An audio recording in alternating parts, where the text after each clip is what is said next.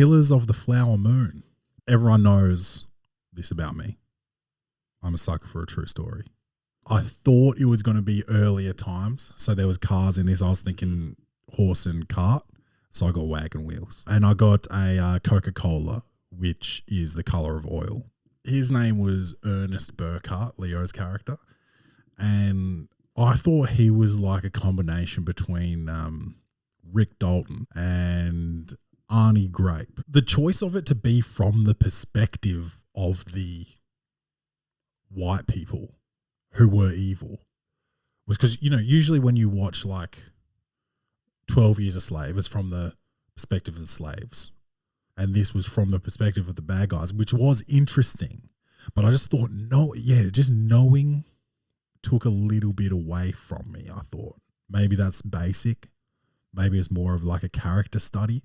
But like, especially given how well Lily Gladstone did, like to me, she was the standout. I would have loved to see more of her, and I would have loved for the story to be from her perspective, given half the movie she was like in a drug-induced coma. She did so much by doing so little, if that makes sense.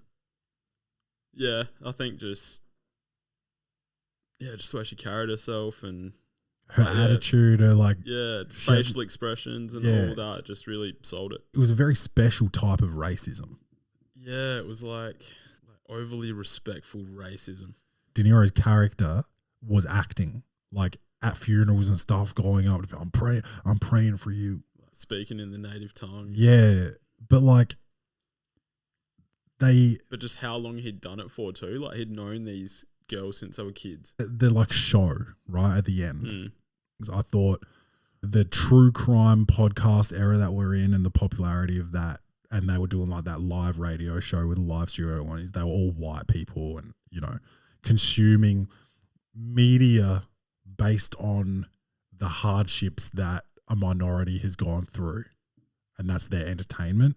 Yeah, like it was like a commentary on like, people consuming true crime. This thing happened to somebody and it's our entertainment, which was like meta because that's what the whole film was. Yeah. I think the fact that Scorsese came out and did that, like that final thing about her obituary mentioned that she was, you know, the sister of A, B, and C who had all died, but there was no mention of the murders. And so it was like the dichotomy of like the guilt of white people consuming this media based on like the hardships that people have experienced, but also if we don't tell their stories, they're just going to be forgotten. Yeah. The character development, especially like Leo and De Niro's initial meeting and their relationship development, plus like we need to know that Leo loves money.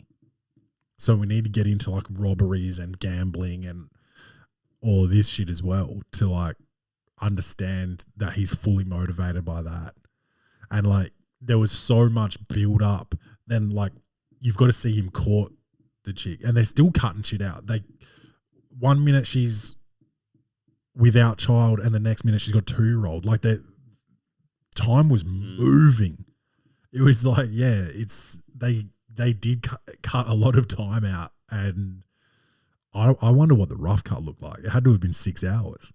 My estimation is that Lily Gladstone is nominated for Best Supporting Actress for this. I haven't seen a lot of like new films this year, but to not win it would be pretty crazy. But I haven't seen the other performances, but this performance was magical. I thought she was unbelievable. The music was great too. This thing had me like for 3.5 hours, man. I was in. I give Killers of the Flower Moon 8 out of 10 insulin shots. What did you go with? I went with 7 Yeah, the ending and the length, maybe. Even though I said, like, they shouldn't have cut anything, it's just a long time.